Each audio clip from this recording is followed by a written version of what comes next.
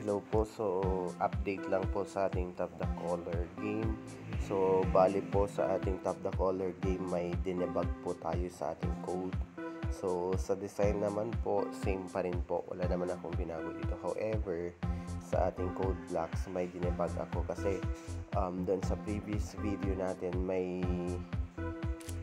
bug doon, especially doon sa pag tinap natin sa score, medyo hindi kasi siya nagbabago or hindi siya nag-update on time. So dito nag-add ako ng dalawang variables, which is yung first itong current text natin. So para malaman ni app na kung ano na yung current na text after siya na random. And then nag-add ako ng isang variable na top variable. Sinet ko siya as false para pag saka lang maglalagay ng score or to prevent multiple taps sa isang button. Example dun sa red, within 5 seconds naka 10 taps ka, meaning ika-count niya as 10 yun. Pero kaya to prevent yung ganun, naglagay tayo ng other variables. So same lang po dito sa part na to, same pa rin. Then same pa rin din dun sa start button natin. Then dito sa part ni clock, nag-update tayo. So in-update natin si current text sa random text. And then sinet natin sa global tab as false. Then dito sa ating buttons, dito yung may nabago.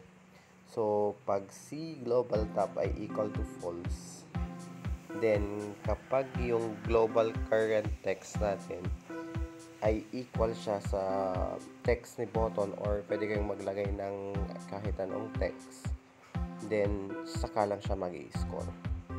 So ito po yung mga part na may binago ako or dinebug ako. Bale nag-add lang ako yun ng dalawang global variable. So pag trinay natin dito, so example dito lumabas so green. So pag pinindot ko si green or any na button, hindi siya mag-a-add ng score. So yellow, yun, pag multiple taps hindi talaga siya mag-a-add. And then nag-a-update na rin yung score natin. So yun po yung update natin ngayon. Then siguro next na gagawin natin, paano ba siya i-build. So punta lang kayo dito sa build, and then tap nyo lang sa android.apk, and then close muna natin to. Then punta tayo sa ating camera. Then pag nakapunta na tayo sa ating camera, scan lang natin mamaya yung lalabas na code. So make sure po ng ating mga cellphone nag-i-install siya from unknown sources. Scan lang natin yun, then hintayin lang natin mag-load. So sa akin kasi nagpe-pending siya, kaya ang ginagawa ko, open in browser ko siya para mag-download. Then yun, so pag na-download nyo na siya, so download it anyway, then open nyo lang para mag-install. So hintayin lang po natin siyang mag-install. So scan up, so follow lang natin yung mga processes sa ating cellphone. Then install, so install na siya. So try na natin. So install ng ating cellphone. So pwede natin try na i-open. So top the yun, color game yun. So okay na siya, install ng ating app. So hintayin lang natin green.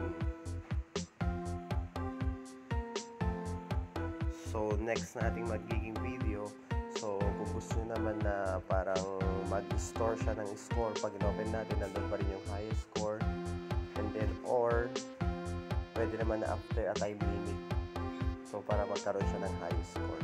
So yun lamang po, salamat.